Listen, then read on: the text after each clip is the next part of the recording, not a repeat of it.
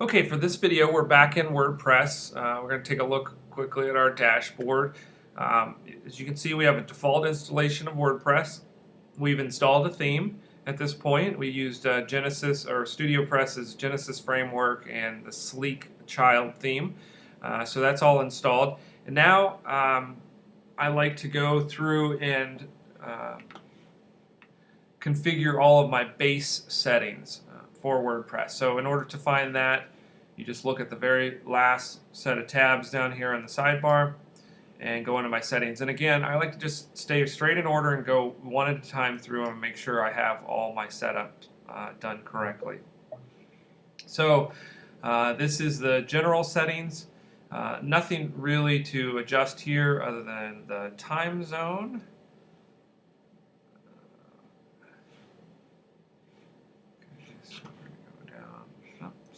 Load correctly. Looks like there we go. Alright, our list didn't load all the way. I'm going to go in here. In my particular case, I'm in Detroit. You can do your date format however you want to. I leave everything as default. I just adjust my time zone, which is important, especially if you're scheduling posts, to have that consistent with where you really are. So I'm going to go ahead and save the changes for my general settings.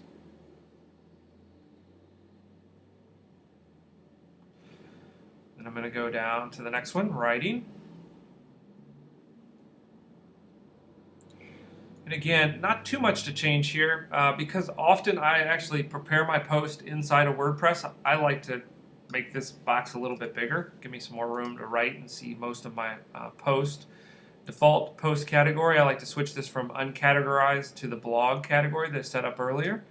Again, it just looks cleaner. If you make a mistake and forget to give it a category, you don't have all these posts that say uncategorized, which is really unsightly and certainly gives no information of value to Google. So definitely change that.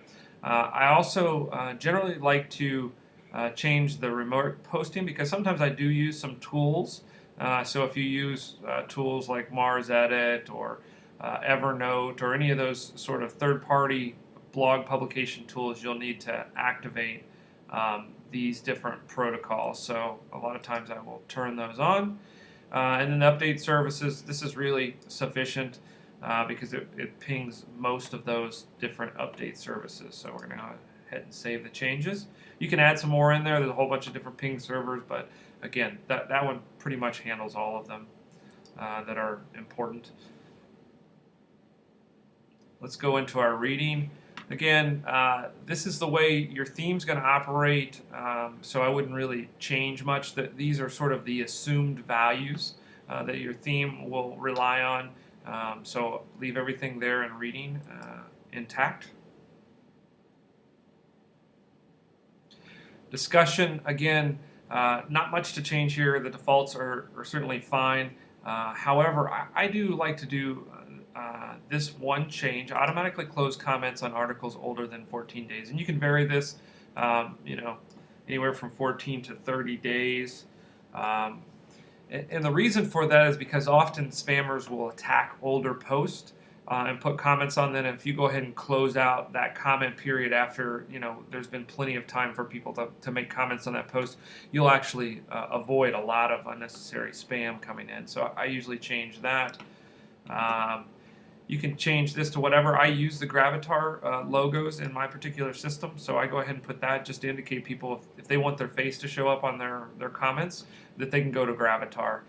Sort of helps them direct there, because a lot of times they'll ask the question, how come my face doesn't show up? And this is an easy way to tell them where to go fix that, just by putting that little icon in there.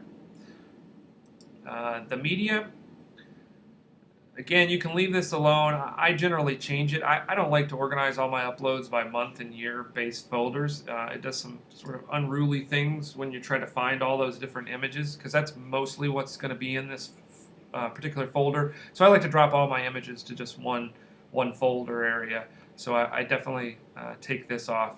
But if you want to, you can organize them by those subfolders. Just makes it a little harder to find things, especially if you're looking through your FTP tool on the server itself.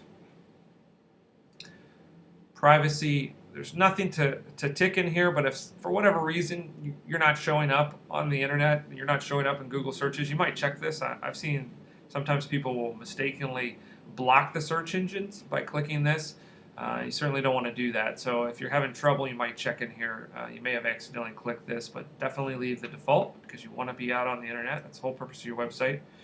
And then the last one is the permalinks. Definitely recommend changing this. You can do it one of two ways.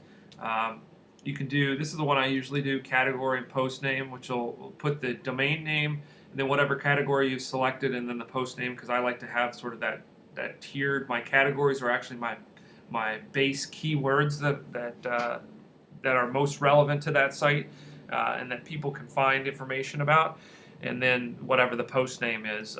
Sometimes on a few sites I've left the category out and just do a post name, but definitely for SEO purposes, if nothing else, and also just so that they're more pleasant and human readable, and people can sort of figure out where they're at and potentially even pass on those URLs. This is a much better structure than, say, one of these that are just riddled with numbers, which don't mean a lot to people. So this is definitely a lot more attractive when they show up in the search engine, and easier for people to read and understand. And at that point, you've gone through all of your basic setups, and there's nothing more to do as far as WordPress based setup. Again, looking back at our site, nothing's really changed. Again, this is all interior stuff that will help later in creating your site behavior, if you will. But those are all the basic settings. Our next video will actually cover what type of plugins and how to install plugins to give your website a whole bunch of different functionality. And then we'll go on to actually creating the final stages of this website and making it really look like a real professional website. Hope to see you in the next video. If you're on the website, we'd love for you to make a comment. If you found this on YouTube, we'd love for you to hit that like button and tell people that you're appreciating these videos. And again, hope to see you in the next one.